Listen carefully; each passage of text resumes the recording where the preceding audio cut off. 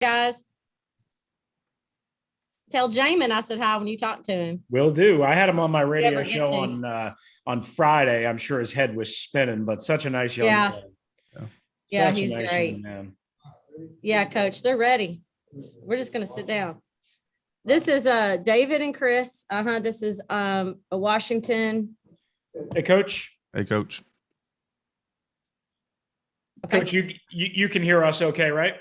Yep. Can you hear Okay, me? awesome. Well, thanks again for doing this. Thank you, Susan.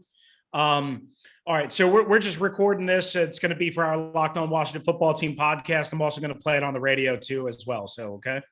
All right, coming down in 3, 2, and 1. All right, this is the Locked On Washington Football Team podcast. I'm Chris Russell along with David Harrison, and time now to be joined by the head coach of the Kentucky Wildcats, Mark Stoops. Who, of course, developed and helped out Jamin Davis get to where he is as the number 19 overall pick. Done a great job at Kentucky. Coach, thank you so much for your time. We really appreciate it. How are you? Thank you. I'm doing great. Good to be on with you all, and always willing to talk about Jamin. Great young man and great football player, so always find a few minutes for him. Absolutely. And Coach, before David gets a question in here, I mean, I guess let's start big picture with Jamin.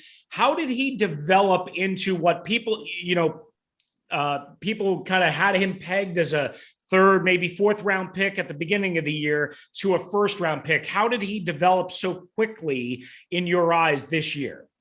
Well, because he got better with each and every practice, every snap. We've been saying that for years with Jamin, but it was very evident this year. He had the opportunity. You know, we have a saying, a lot of people have said it, but when preparation and opportunity meet, you know, good things are going to happen. And he prepared. He worked extremely hard for a long time. He had an opportunity. We needed him. We were very thin at that position. So Jamin had to play a lot of snaps. We needed him to stay healthy and have a big year. And he did that. And, you know, he's just the type of guy, he's like a sponge. It's very important to him. You all got a great player in your program because he cares. You know, there's a lot of good athletes, but he wants to win. He wants to do well for his teammates and therefore for himself. There's no question. He's very driven, but he's a great locker room guy. He'll be a great leader in that community. So, you know, you just really got the whole package. But I would say the big thing is he had the opportunity and he got better with every practice, with every snap in each year. And certainly throughout the year, he was playing his best football at the end of the season. Yeah, and Coach, I saw that you said you had talked to Jamin shortly before the draft and that he was feeling a little bit anxious, you know, about the big day and about getting selected to the NFL. And you had told me he had done all the work, just like you mentioned to us as well. Obviously, the Washington football team agreed. Have you had a chance to talk to Jamin since then? Or his nerves, you know, any more calm, or is he just kind of getting juiced for his NFL career to get kicked off? Oh, I think he's getting very confident. You know, I think he's getting very confident in a good way. You know, he's staying hungry, working hard, but you know, when I talked to him that morning, just, you know, I've been there before with those guys in that room, and I wasn't with them this time because COVID and him staying at home. But I know it's an anxious time, and he did do it. He could definitely be very confident to know that he left it all out there. You know, every day he was here for us, he did everything he could to become a better man, become a better player. And that's all you can ask for. And leading up to the draft, it was the same way. He did what he does, and that's train, do things as good as he can, you know, focus on every detail, work exceptionally hard in the meeting rooms and learning football. You know, he still has a lot ahead of him. You know, I think he's with a great organization, a great coach that will continue to develop him, and I'm just very excited for him. Coach Mark Stoops of the University of Kentucky, nice enough to give us a few minutes here on the Locked On Washington Football Team podcast. Coach, you know, Jamin, I think the plan here is to use him at the will. Maybe eventually he'll work inside to the mic.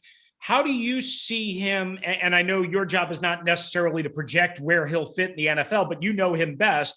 How do you see him kind of transitioning, if that's kind of the transition plan, again, starting him at a week in a 4-3, and then eventually maybe moving him inside, or maybe just keeping him outside? How do you see that going? I see him inside, but those are some very good coaches, and what fits their scheme, their needs. That's the nice thing about Jamin. I think that's one of the reasons why he went so high is because he is very versatile. We had a need a few years back and played him some outside and certainly practiced him a lot outside. And he was becoming better and better as a rusher and doing some things. But he's got the length, he's got the explosiveness. He's certainly got a lot of upside, to play outside. But I love the length for him at inside linebacker. He's obviously very fast. You saw the numbers that he put up. I think he can play either inside position. And, but that's the nice thing about it is he can play a lot of positions. In the NFL, it's even, it's harder, it's more difficult than we have it because we can carry 85 guys on scholarship. And I know, up there you can't carry as many guys. So, you'll need that versatility. Yeah, and then Coach, talking about your program, I mean, I think it's important for these guys, or for us and the fans even, to know where these guys came from, to know where they could possibly go. There in Kentucky, you inherited a 2-10 team. And then, 2016, 3 years later, you're in a bowl game. Then you have Josh Allen and Benny Snell lead you guys to your best year at that school in 41 years, beating the Gators for the first time in 32 years. I mean, you guys have done a lot of good things, including now you're the only school to have a linebacker drafted in the first round in the last 3 years, or in the last 5 years, 3 rounds of the last 5 years. Sorry. What is it that you guys have going there in Kentucky that is having such a great impact on that program and these young guys, and producing guys like Jamin Davis, who entered college football not considered to be some of the cream of the crop in the country? Well, we do take great pride in that. We have had 3 first rounders and all of them were 3 stars or below. Josh Allen was the National Defensive Player of the Year, and first round pick was a 2-star that we beat Mama College on. And then you got Bud Dupree and Jamin now. But we have quite a few linebackers that are doing good. Avery Williamson's having a great NFL career as well. And of course, Wesley had a great career. So, there's a lot of great players that have come through here. I think we have to credit our weight room guys. Our guys do a really good job of developing guys, maybe that are a bit undersized, putting weight on, putting quality, good weight on them. So the weight room has been very helpful for us. Our position coaches have done a really good job. And the guys have done the work. That's the big thing. You look at a guy like Jamin and all of those guys you're talking about, whether it be Bud or Josh Allen, Jamin, and many others. They're putting in the hard work. They're buying in. They believe in it. They work exceptionally hard. And, we'll have one next year from the DC area, Josh Pascal. Josh is going to be he'll be an NFL player. He started an outside linebacker for us, but he's putting on that quality weight, moving inside, very athletic young man. He's going to have a big year for us here this upcoming year. And maybe we'll jump on here next year and talk about it because he's from the DC area, and I'm sure he'll be an NFL player. That would be awesome. Coach Mark Stoops with us here of the University of Kentucky. Nice enough to give us a few minutes along with David Harrison. I'm Chris Russell. Coach, Greg Minuski joined your staff before this year, and he was the defensive coordinator, of course, here in Washington, a longtime NFL linebacker. How has that transition been, for him, and how and like at your stage in your career where, you have 2 obviously former head coaches that are brothers, and you've been a head coach for a long time now. Do coaches still learn from other coaches, or is it kind of like, I know what I know, and, maybe just the kids kind of learn from a guy like that? We're constantly learning. Yeah, definitely. Greg brings an awful lot to us. He certainly is a great benefit to our program in the staff room, in the meeting room. We're in there constantly, and to have a guy like Greg with the experience that he has, I love having him, in our program. He's a wonderful guy, very knowledgeable, and he's a lot of fun to be around. That's for sure. We spent a lot of time in here, and he's got a lot of stories that I love, but I love spending time with him, and he's been a great asset to our program. Yeah, he loves the media too, right, Coach? He's fun to be around. Yeah. Last question for me, Coach. Total of 5 Wildcats drafted this year, and potentially, you kind of touched it already, but even more potentially to be drafted next year if everything goes well. 2 guys landed in the division that Washington will play against with the Dallas Cowboys, most notably defensive back Kelvin Joseph.